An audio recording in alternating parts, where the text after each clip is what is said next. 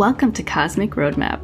I'm your host, Melissa Lambor, Reiki Astro Geo Guide and author. I support endless wanderers with where they are meant to be in the world. This podcast is for the digital nomad, the avid traveler, and aspiring globetrotter who is seeking their next destination on planet Earth. Join us as we venture around the world through people's stories and how astrogeography has connected them to their planetary energies and purpose. My special guest today is Dr. Sandra Lewis. She is a clinical psychologist and personal energy strategist, helping high-achieving women transform burnout, emotional overload, and self-doubt into sustainable, purpose-driven leadership, confidence, and fulfillment. She supports women to make the impact they feel called to make in our world. Dr. Sandra has extensive clinical and consulting experience, as well as certifications in Yoga Nidra, Qigong, and mindfulness. She has a unique ability to blend evidence-based research and ancient wisdom science into practical strategies to elevate well-being and effectiveness. She is author of Life in 4-Part Harmony: Get Everything in Your Life to Work with Everything Else in Your Life. So welcome. We met through a mutual friend, Nancy Morant, who is amazing. She actually helped me through my travels in Egypt. And even when I was in Egypt, you sent her an email right along the time that it was the Lion's Gate. And it was, it was amazing because there was that connection with the Dogon tribe and everything that we had talked about in our session. So how has your life been since then, since our AstroGeo session?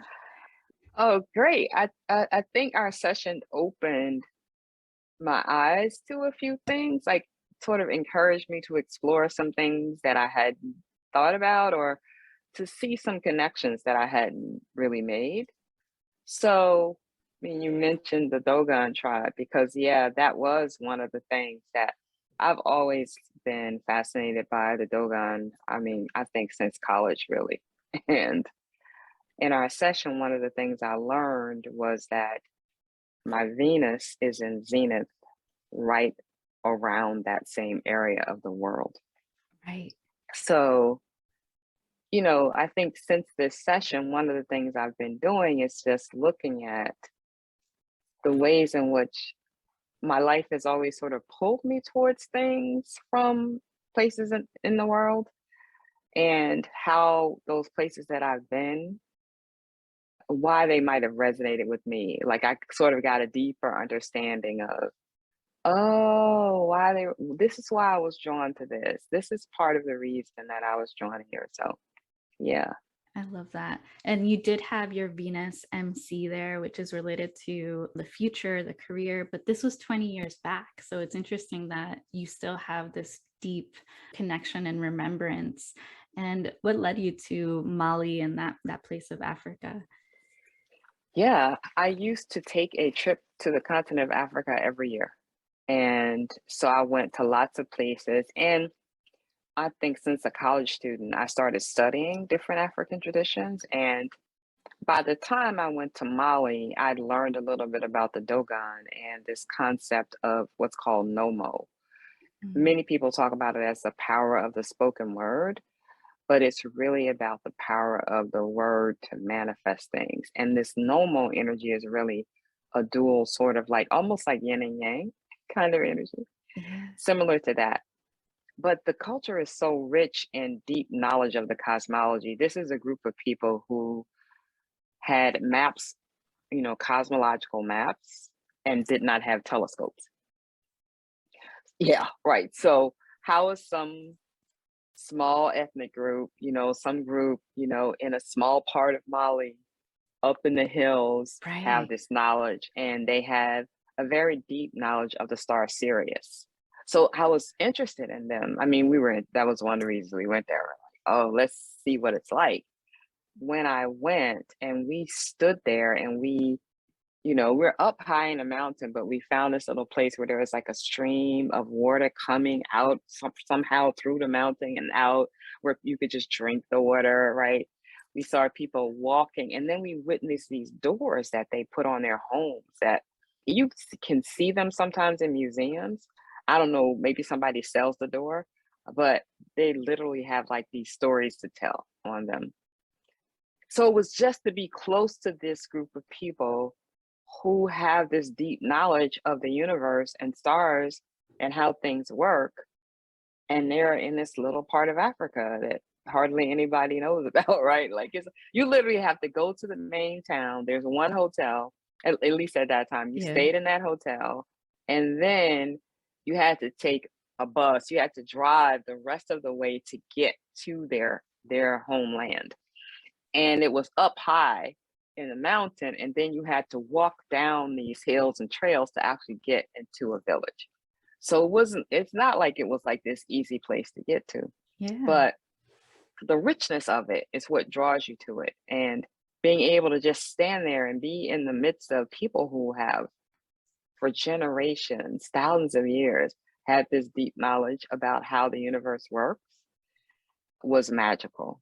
So it wasn't until my session with you that I started reading about, what this Venus MC line is about, that I was like, oh yeah, that's exactly what I was experiencing when I was standing there. I was like, yeah, I get that. That was really my experience. So yeah, that was what took me there. And, being a person of African descent and not really in America, Hmm. not really having had access to your cultural heritage was what drew me to the African continent. So I went somewhere every year for a long time, every year, somewhere Right. on the continent. Yeah. Yeah, that's beautiful. And we spoke about your connection to Burkina Faso and also this book that you give away to your clients and to people Yeah. that you bump into. And Yeah. is that related to the Yeah. Dogon tribe, or is that Oh no, another that's a different tradition? group. That's another tradition. In Mhm. Burkina Faso, which is north of Ghana, there's a group Mm. called the Dagara, and I'm not sure I'm pronouncing it correctly. There actually were two scholars that lived in America for a long time that were a part of this, that came from that country. And one of them was a woman, Sobonfu Some, and she wrote a book called The Spirit of Intimacy. And the book is all about intimacy, but it's also all about community and life purpose. And she does this like incredible job in these very small snippets of information of sharing with you how significant you are in the universe. And she shares a lot of the rituals that their community does when a child is born, Mm. and how they create a sacred space in the community, altar that represents that child. And they welcome that child's spirit into the world. And so at some point in life, even as a teenager, I'd fallen in love with this idea of having a purpose, having meaning. And that probably has a lot to do with my mom and her connection to spirituality. And so as I grew older and started reading about purpose in various ways, and just sort of understanding that people have a reason for being in the world, when I got to this book, I was like, oh, and the way she talked about relationships, she talked about each person having a purpose, and then how when the two of them come together, this new thing is born, and that this intimacy between them has to be nurtured, Right. and that the whole community wants the relationship to thrive, right? So it was so beautiful that I've read the book, had all of my little tabs, to Yeah. remind me to go look at this. Anytime anyone got married, I'd go find a quote from the book about marriage or something. Somebody was thinking about purpose, I'd go find a quote. And then I discovered that that same line runs right through that same area. Yes. And I was like, oh, yeah, I was very much drawn to these teachings. These teachings, though, for me, they guide my work. They guide the work that I do in the Mhm. world. Because when I'm working with clients who are burned out, have lost the sense of fulfillment, right? So they've lost touch oftentimes with their purpose, with what they really value about their work. Or sometimes they're so stressed out that they just don't have the access to what's deep within, what's guiding their work from deep within. That this reading, right, from Burkina Faso, right, this book guides my thinking around. So how do I help them remember, this beautiful inner wisdom that's in them, so that they can always have access to it? So I was like, I've been using this philosophy And now I get another reason, right? I get Hmm. this whole sort of like how this connects to, well, when you were born, the way all the lines, organized around the world, you were connected to this place where this philosophy lives. And Right. Like that you were philosophy brings destined to connect to this philosophy in some way. And it's in wild. some way, it's like Yeah. wild, totally wild. Yeah. So, And I so noticed that you also I, have your Pluto energy there, which is related also MC related to like your future and your career. And the Pluto is all about transformation, and it just makes complete sense. oh God, Yeah. it's so, I mean, I think for me, Melissa, it's this, like, even coming to you, one of the reasons, to get a reading like this for me is to be in touch with myself as a part of something greater, right? Hmm. And to understand how, like, each of us has a significant role to play in the world. So, you know, just recognizing that even the way we enter the world is a part of us being who we came to be. We enter the world at a certain time in a certain place. And there, of course, the moon is here, the sun is there, and we're a part of this whole big picture. So it makes us, I mean, I think it humbles me, at the same time it excites me to just recognize how many wonders we can experience when we just trust the path that we're on. We trust our connection to something greater. Mm. And it's so beautiful. And I've recommended to after we spoke, we had dinner, and you talked about connecting to all these energies through crystals. You had like a little altar space, or like you can just reach out and like Yeah. connect to your Venus Yeah. energy, your moon energy. Talk a little bit about how you've done that and nurtured these energies. Yeah. So the one that surprised me that I wasn't expecting, because as a planet, I love Jupiter. There's Mm, something about Jupiter. I don't even really know how to tell you, but there's something about this whole idea of a beneficent energy that wants to support your growth and expansion. Like this just benevolent energy of the universe that's like, I'm here to help you grow and expand. So that whole idea, right? It warms me, right? There's a sort of sense of warming in my heart, kind of considering that there's a resonating force in the universe yes. that's that energy, right? So when I learned that it was my Jupiter was in its zenith in Australia, I would that I would have never guessed, right? So I said, okay, well, let me see where that is. Okay, Queensland, Australia. Well, I've thought about going to Sydney before because that's the one city we hear most about, right? Right. I had a friend who traveled to Australia. I had known a little bit about women's mysteries and rituals around Australia, but Mhm. I would never have known this. So when I learned that I had this Jupiter energy at it, like at strong right there, like Yeah. here I am, like looking for ways to share my message in a way that it feels benevolent and healing and like a source of growth for people. Hmm.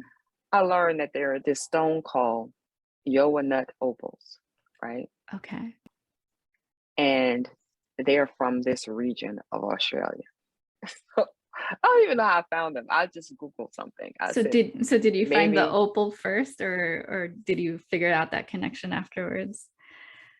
afterwards, like after Uh-huh. I talked to you and I saw this, I was like, oh, okay, so this is about Jupiter. And I was like, I love Jupiter. I Yeah. love the whole idea of Jupiter. Yeah. The And abundance, the I said, so manifestation. yeah, Hmm. yeah, like the whole abundance, Yeah. manifestation, the sort of this benevolent support, right? Yeah, Because exactly. just think about how much of the time we can feel stressed and pressured and, Hmm.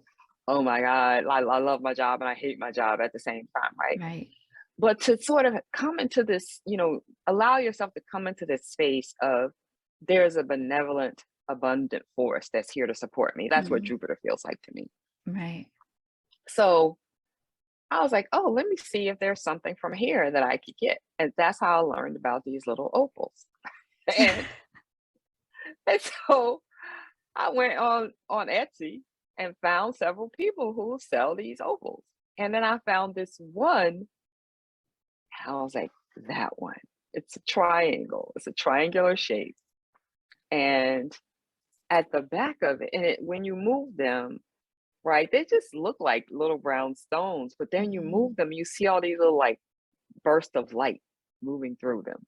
They're quite intriguing, right? Yeah. And so I found this one that was a triangle, and I was like, that, because me and a pyramid get along really well, right? Mhm. So I was like, let me get this shape.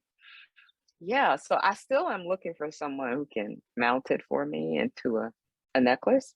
But I found that I have also have some smaller stones that I can make, a bracelet from. It actually brought me into a relationship with a whole nother stone that I didn't know very much about. And in But I like the relationship energy of it. with Australia too, like Yeah, connecting you to absolutely. that Jupiter energy. Yeah. Yeah, and that's something that I constantly tell my clients, like, hey, you could work with, jewelry or crystals to bring in that energy without having to travel to that place. So I love that. And you mentioned also Egypt.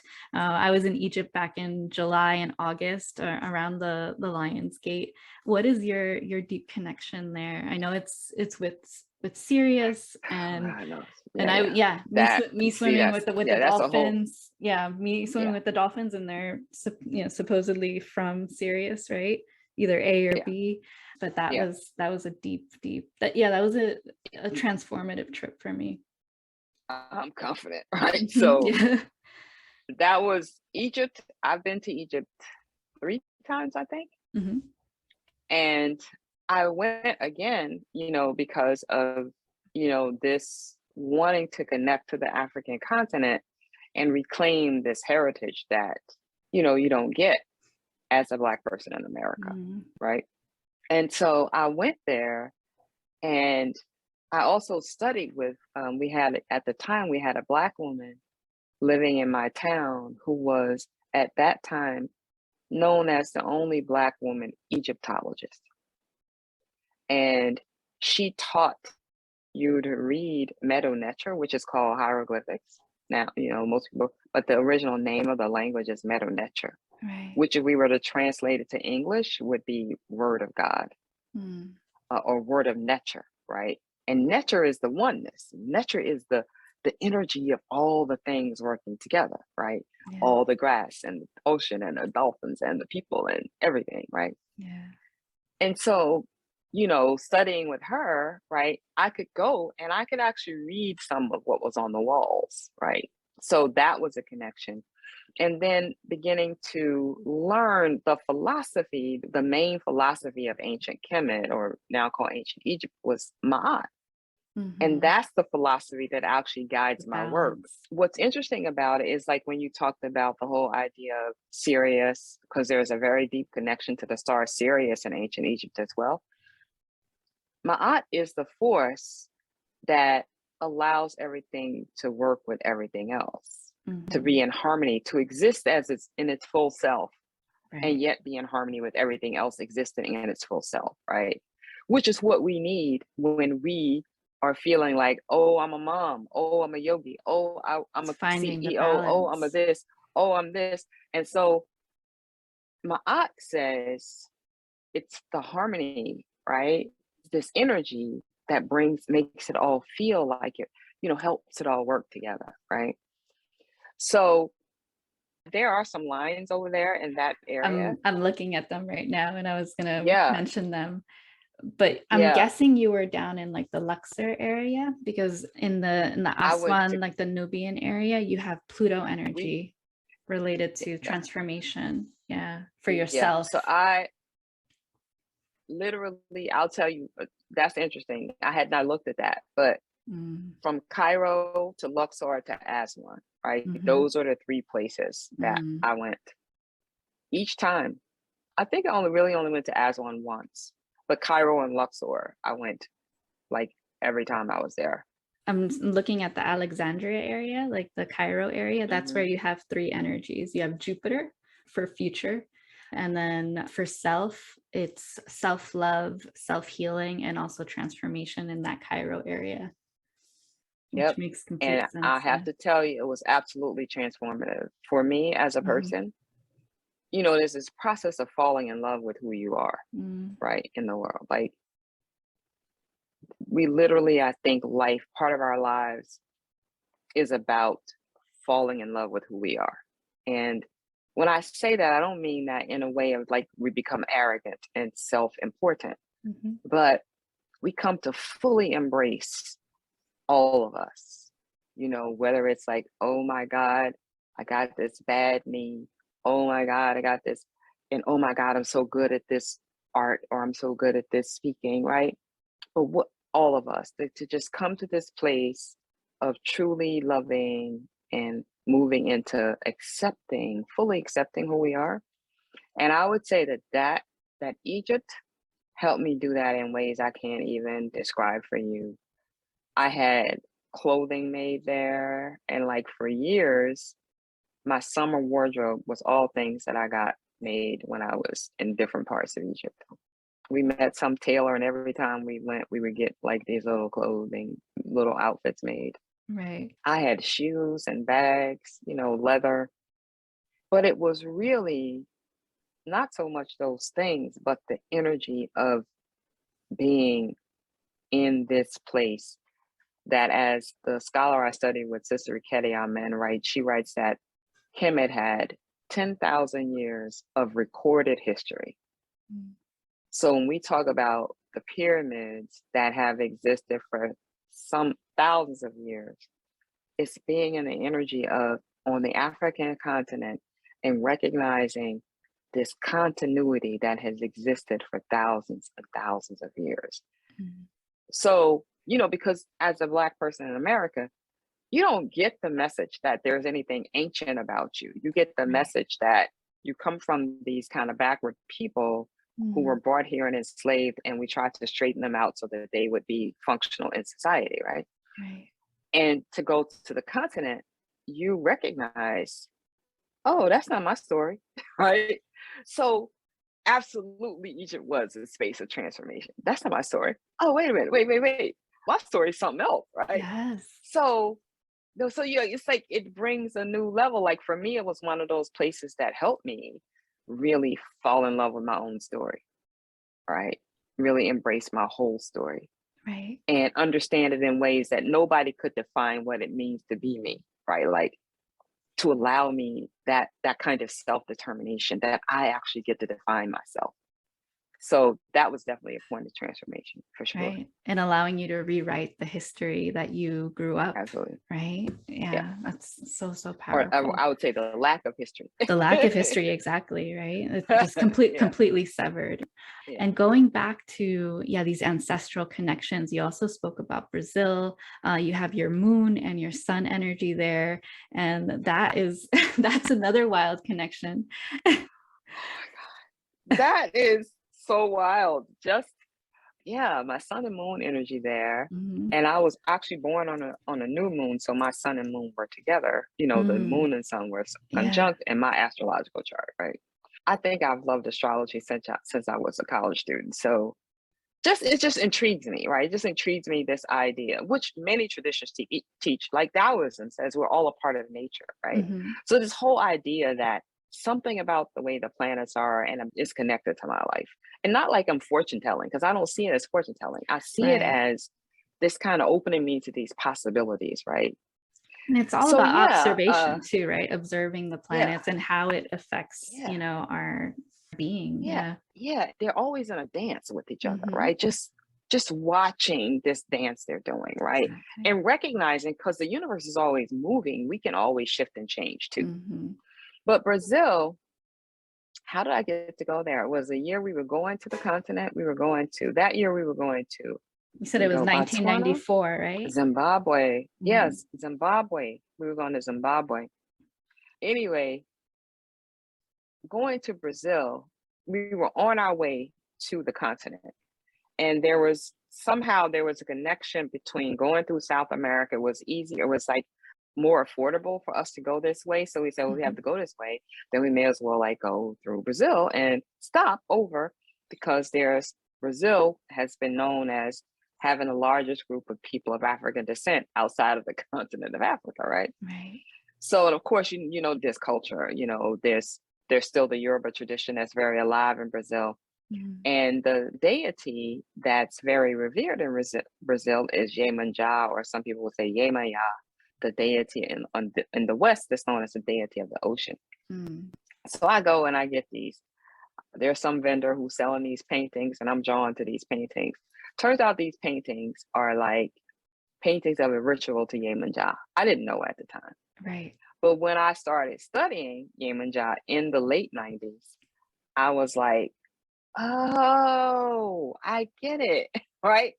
I was drawn to this. Now I learned that this is the deity that guides me, right? Like one of the main deities that guides me. And I was drawn to this like years ago. I didn't even recognize. Like, yeah. So not only that, like, your sun, this sun moon connection there, but also, this very ancestral connection is there. So again, this Yoruba culture from the continent of Africa spreading across the diaspora, and that even when I didn't understand it, I didn't understand why I was drawn to these paintings of these women dancing in these white outfits in a circle. Something in me knew, right? Something in Right. me understood it. That inner wisdom that is in us, that's always bringing us to things that will support us. Mm. So I've had these paintings mounted in my home for a long time. When I first bought them, like for a long time, I just kept them, and then I found somebody who could mount them, mount them on frames for me. But they were literally just paintings on canvas. But I realized that this moon and sun energy was also MC, which once again connects you back to your future, your career, and yeah, the Yeah. fact that you still have them and you refer back to them and refer back to that tradition, the Yoruba tradition. Yeah, and that tradition guides also a lot of my thinking about how to help Mhm. people, right? Because one of the things I've learned from that tradition is the importance of balance, again, masculine and feminine balance, but also the importance of women in society. So, for example, there's a verse from that says, you know, give honor to your mothers, and I'm not quoting it directly, but Mhm. honor the women who are your mothers that know you before you were even called human being, Mm. right? So we all have to grow in a womb. We all grow in a mother's womb. And so there's this knowing that women have of each person because we come through our mothers. And there are other verses that speak about respecting the presence of a woman, even if she is the only one, that her voice is significant and must be heard. She must be included in making the plans for building and sustaining society, right? Mm. In my work, my whole thing is like sustaining women, right? How do we sustain women? Because we understand women as significant to pillars and builders and creators in society. So that work, right? Those verses, those ideas from the Yoruba tradition guide my thinking. Like, so helping women see this in themselves, even when, right, they're in the midst of burnout. How do we start the recovery so that they can really get to and center themselves deeper in, the richness of who they are? Yeah, that's so beautiful. You also mentioned about the oneness, the idea of oneness of community in Yeah. Africa and how that feeds into the work that you do. And just those Oh, quotes themselves, right? Including women to be part of the hmm, community. Yeah, I yeah. love that so much. So what came first? Did learning these traditions and going deeper into these ancestral connections come first, or did you go into psychology around the same time? I would say it was probably when I was a college student that I first started learning about African traditions. But Mhm. my mom, as a kid, she would be like the one person in my family, talking about being African.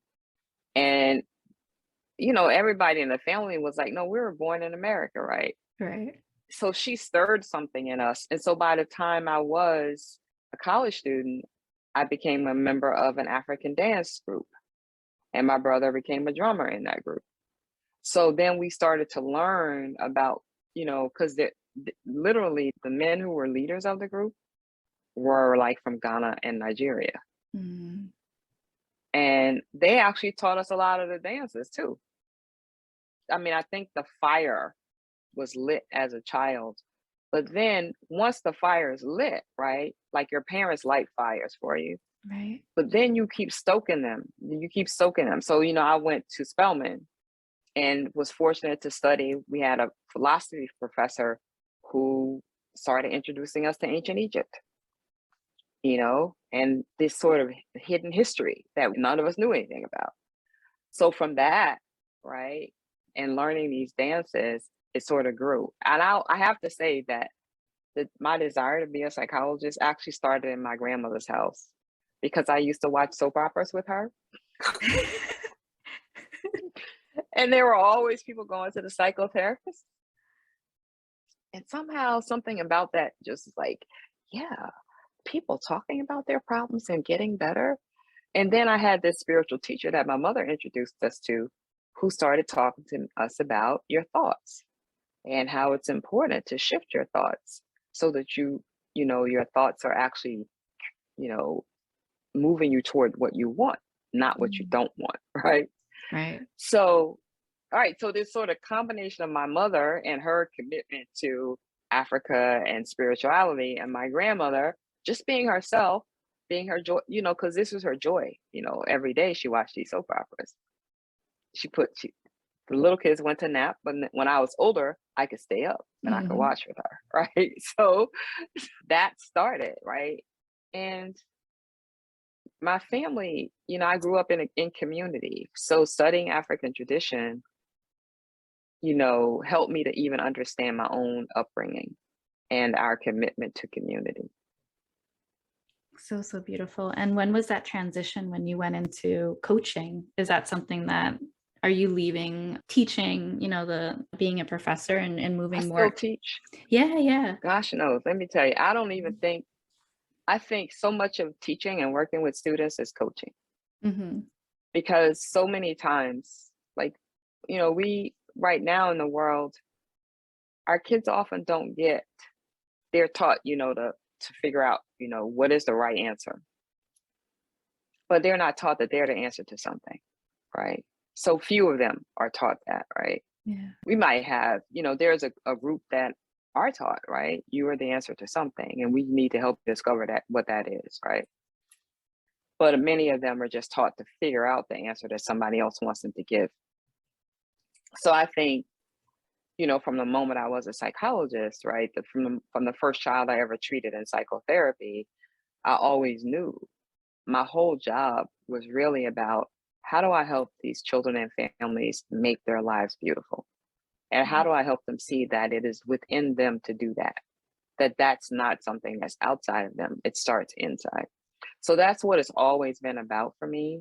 I don't know, I've been teaching college now for more than 20 years, but working with people, whether it's in an organization, I worked in the HIV/AIDS epidemic. I trained healthcare providers all over the world around burnout prevention, burnout recovery, cultural competence. So now this is like all feeding. Interestingly, my work as I've created my own way of working with people, it blends all of those things. It blends my understanding of African tradition, of Taoist tradition, of Qigong, of, you know, probably even Hindu, with all of and Buddhism, with this knowledge I have as a psychologist about how people work and what things help people to shift and create change that, right, so that they can be their best, right? And even when we hit the bumps, we recognize you're in a bump, we know what our resources are, we know how to get to those resources. So, yeah, it's all come into this sort of one place. I feel blessed to be able to take all these parts of myself and now bring it to something that is my way of working, right? This is my way of working because I've been able to see the beauty in all these things. Right. It's like the culmination of all your work just coming at this, Yeah. yeah, this peak. And my lived experience. Exactly. And that's the beauty of it. Even the work that I do, I bring in my lived experience, like where I've been and connecting like how I felt and in certain energies. So, and I love doing this podcast because it allows people to see, through other people's lived experiences, what it can feel to be in that energy. So I love that so much. And what other what other modalities have you dove into? You mentioned yoga nidra, Qigong, and how has that affected your work and how you work with your clients? So Qigong, I don't have words to express the blessing that has been in my life. Mm. When I did that session with you, I learned that I have, is it a moon IC line or something that's in China? There's some line that's in China. You have Pluto Yeah, energy there as well. So that's MC. yeah, So related to transformation to the future. right. Once again, yeah. Absolutely. And Mhm. this, studying with my Qigong master is life changing. Just even the way I understand a problem, right? The way I understand a challenge, or how I understand how the forces of nature within us can help us solve problems, right? It's all about going deeper into just knowing ourselves as energy beings, right? And that energy drives not only us, but it drives the whole universe. And how a tree is happy to have us come to connect with that frequency that actually helps us manage stress, right? So, Qigong is a gift that I give clients, particularly there's a breath technique, a breathing technique I teach that helps to manage anxiety. Mm. It's so subtle. The practice is so subtle that this is something, once someone knows it, they can do it even if they're in a meeting and they start to feel themselves get anxious or something. They can use it right on the spot to calm themselves. So there's that. And then I think Nancy actually introduced me. She was traveling here maybe about 4 years ago now.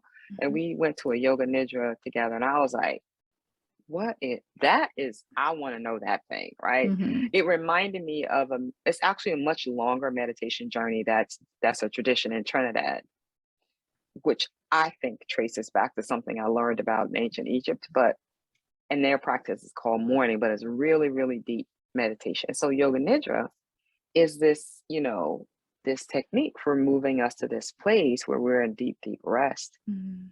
and we know ourselves as, right? We just come into a sense of our oneness, right? Right. And there's a psychologist, Richard Miller, who's done lots of research that shows how this particular yoga nidra helps with healing post-traumatic stress, depression, anxiety, all of these things that we as psychologists want to help people heal. And so, again, these are ancient wisdom techniques that modern science has shown us, actually also, right, has also shown us help people to heal. Mhm. And not just heal, but when I say heal, I don't mean like their wounds are gone and there might be a scar left, but right. But I also mean there's something like in psychology, there are some psychologists who study what they call post-traumatic growth. So we hit this trauma point and we move through that experience, we find our resilience, and then after that experience, we also discover some way we grew, right? We actually discover, wow, right? I lost something that I thought was really precious to me, maybe could be that, but I also discovered this really wonderful part of me, right? Right. I discovered this new thing. So I think for me, these traditions, sharing these techniques with clients, right? I'm calling them techniques, but I see them as so much more. Mm. These tools, these ways of living, right? Because Right. qigong it's also a way of living, right? It's like Right. you know, like I can sit in a meeting and do my qigong practice, like I can do my breath work, right? Nobody Mhm. has to know I'm doing because but I know if I'm feeling something in that meeting, I want to calm myself. I can do Right. this practice. So it's like studying these traditions helps you to see, right, how to make this a way of life, not a Mm. thing you do, Mm. but a way of living. How to live in a way that resonates with your inner wisdom, with your spirit, your rhythm that helps you stay in touch with you. So again, back to the whole thing of how Egypt helped me fall in love with myself, right? And I see these as tools that keep me connected in that love relationship with me and what I'm doing in this life. So beautiful. So that leads us into how people can work with you. What are your current offerings? Yeah, how can people work with your magic? Yeah, yeah. So I have one-to-one clients. I take a smaller number of those because I tend to be pretty hands-on with them. And then I have some VIP days that I offer where people might, the one I love doing is one called, it's a purpose clarity, activate the power of your purpose. And in that session, it's really about helping people come to that place within where they know who they are and they can get into this gift that can shine in their work, their families, the way they relate to themselves, and the gifts they want to offer the world. Mm. So, it's a beautiful practice that brings together all these elements of us, right? For people to get to know me, I have a free gift called From Exhausted to Energized: 6 Simple Strategies for Big Relief. And I have a Facebook group called Spark Soulful Success Collective for women. Okay, amazing. And yeah, your website and also your Instagram will be in the show notes.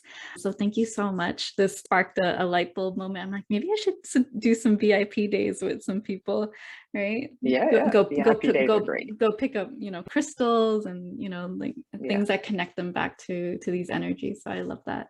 Thank you so much for yeah. being on today. And remember, lineage goes beyond your ancestors. You are meant to connect to the cosmos so you may finally find your cosmic family. Until next time.